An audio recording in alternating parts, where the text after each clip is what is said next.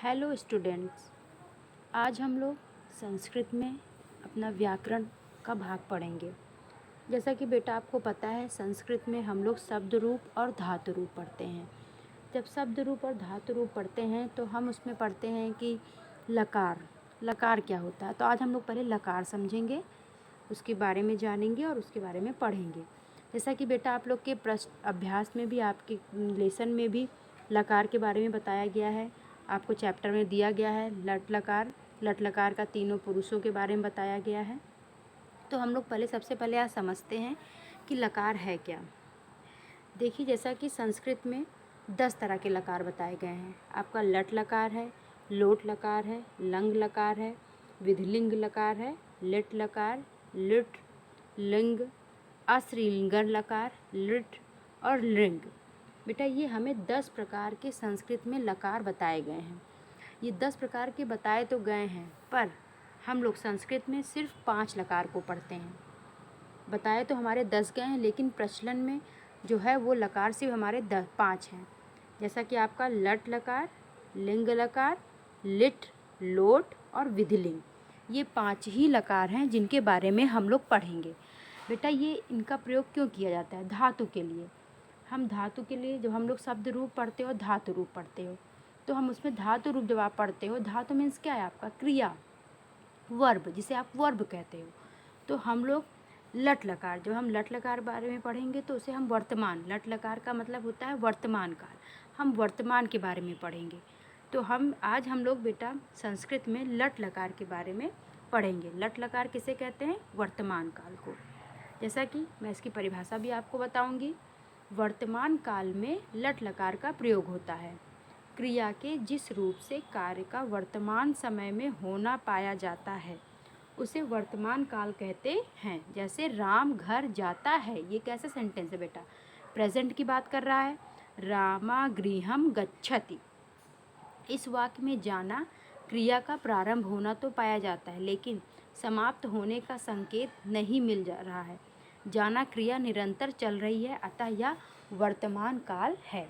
तो बेटा मेरा कहने का ये है कि आप लोग को, हम लोग आज लट लकार के बारे में पढ़ेंगे। वैसे तो आपके बुक में 5 लकार दिया गया, लेकिन आज हम इस वीडियो में आपको लट लकार के बारे में ही बताएंगे। लट लकार, जैसा कि आपको इंग्लिश में हम इसको बोलते हैं प्रेजेंट, वर्तमान काल। इसमें जो भी सेंटेंस होगा, जो भी वाक्य होंगे, वो किस में होंगे? वर्तमान काल में होंगे। वर्तमान काल के बारे में बात की जाती है। जैसा कि मैंने आपको बताया था कि संस्कृत में 10 होते हैं, लेकिन 5 प्रकार के ही हमारे प्रयोग किए जाते हैं। जिसमें आपका लट बताया था मैंने, 5 का नाम, 5 नाम हमारे ये हैं। और उसके बाद देखिए, हमने आपको ये भी समझाया था कि लट लकार में हम कैसे जानेंगे, कैसे पहचानेंगे। जैसे आप लट लकार में जब आप पढ़ते हो तो उसमें आपके 3 पुरुष, जैसा कि आपको पता है, प्रथम पुरुष, मध्यम पुरुष और उत्तम पुरुष आता है। प्रथम पुरुष में क्या लगाया जाएगा, मध्यम पुरुष में क्या प्रयोग किया जाएगा और उत्तम पुरुष में। और दूसरी चीज़ वचन, वचन में एक वचन, द्विवचन और बहुवचन। एक के बारे में बात की गई तो एक वचन का प्रयोग करेंगे, 2 के बारे में बात की गई तो द्विवचन, और 2 से ज़्यादा के बारे में बात की जाएगी तो वहाँ पर हमारा क्या हो जाएगा? बहुवचन। ठीक है ना? तो हमें 2 चीज़ दिमाग में रखना है कि हमारा जो शब्द धातु रूप दिया गया है वो किस में है। जैसे आपको धातु रूप दिया गया तो हमने धातु रूप में लिखा है लट लकार, तो मतलब हमें वर्तमान के बारे में बात होगी इसमें। तो वर्तमान में लट लकार का प्रयोग कैसे किया जाएगा? और 2 चीज़ और ध्यान में रखिए, वचन और पुरुष।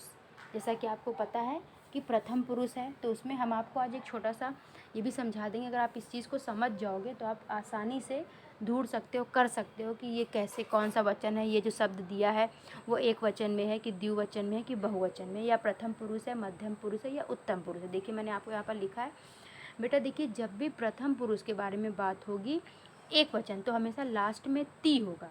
देखिए, जैसे देख लीजिए, मैं नीचे लिखी हूँ हसती, हसती लिखा हुआ है आपका। अब देखिए, जब आपका द्विवचन मतलब 2 के बारे में बात की जाएगी तो वहाँ पर लिखा हुआ है ता। ता का मतलब क्या है? हसता।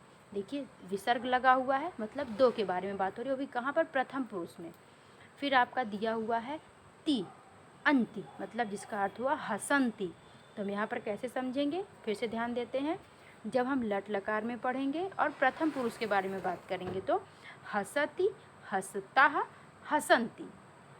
समझ में आया आपको? देखिए, हसती, हसता और हसंती। ठीक है। हम इसको पहचान भी कैसे कर लेंगे कि ती दिया हुआ था, ता दिया हुआ था, अंत्य दिया हुआ था, तो ये हमारा क्या हो गया, प्रथम पुरुष हो गया। अब यही अगर आपका मध्यम पुरुष दिया रहेगा तो हम कैसे पहचानेंगे, सी, था और था। देखो हससी, हसता, हसत दिया हुआ है ना। लट लकार के बारे में बेटा मैं बात कर रही हूँ, अभी हम सिर्फ लट लकार के बारे में पढ़ेंगे और उसी की पहचान करेंगे कि कैसे हम उसको पहचानें, और आपको बहुत रटने की ज़रूरत ना पड़े। अगर आप इन चीज़ों को अच्छे से समझ लोगे तो बेटा आपको कुछ भी रटने की ज़रूरत नहीं पड़ेगी। और अगर आप एक रूप याद कर लिए शब्द रूप का, आप धातु रूप में जैसे आप हंस का याद कर लिए तो आप आराम से पठ का भी लिख सकते हो, भू का भी लिख सकते हो, खाद का भी लिख सकते हो, आराम से आप कर सकते हो। बस आप अपने दिमाग में ये चीज़ बैठा लीजिए कि जब भी आपका होगा तो हम फिर से पढ़ते हैं। देखिए हसती, हसता, हसंती, हससी, हसता, हसत, हसामी, हसावह, हसामह। देखिए पहचान गया ना। लट लकार में अगर हम प्रथम पुरुष के बारे में बात करेंगे तो आपका एक वचन हो जाएगा हसती, फिर हसता, फिर हसंती, फिर हससी, हसता, हसत, हसामी, हसावह, हसामह। ये बेटा आपका लट लकार हो गया। ऐसे करके मैंने आपको देखिए सेम पठ का भी वैसे ही चलेगा। पठति, पठता, पठन्ति, पठसी, पठता, पठत, पठामि, पठावह, पठामह। देखिए सेम ऐसे गम का भी चलेगा।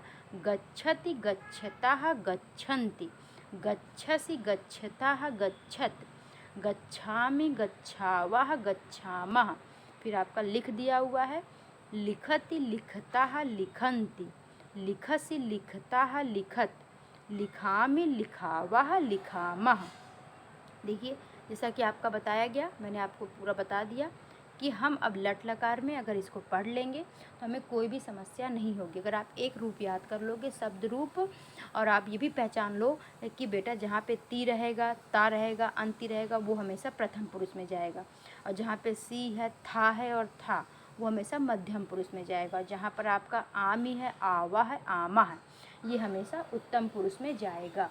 बस आप ये चीज़ दिमाग में अपने रख लीजिए तो आपको कोई भी समस्या नहीं होगी। आपको जैसे देखिए क्वेश्चन जब आप लोग करते हो तो उसमें फिलिंग द ब्लैंक्स में आता है ना कि इसमें मध्यम पुरुष में भरिए, इसको उत्तम पुरुष में भरिए।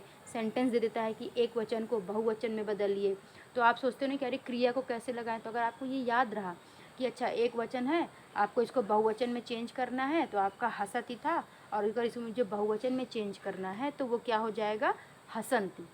इजी, आपको याद है, आपके दिमाग में बैठा हुआ है कि अरे हमारा तो इसको ऐसे चेंज करते हैं। जैसे अगर आपको कोई बोले कि बेटा मध्यम पुरुष में चेंज करिए, मध्यम पुरुष में कोई बोल रहा है एक वचन है उसको बहुवचन में, तो मध्यम पुरुष में क्या होता है, हसामी दिया हुआ है, हससी दिया हुआ है, और इसको अगर हम बहुवचन में चेंज करेंगे तो क्या हो जाएगा, हसत।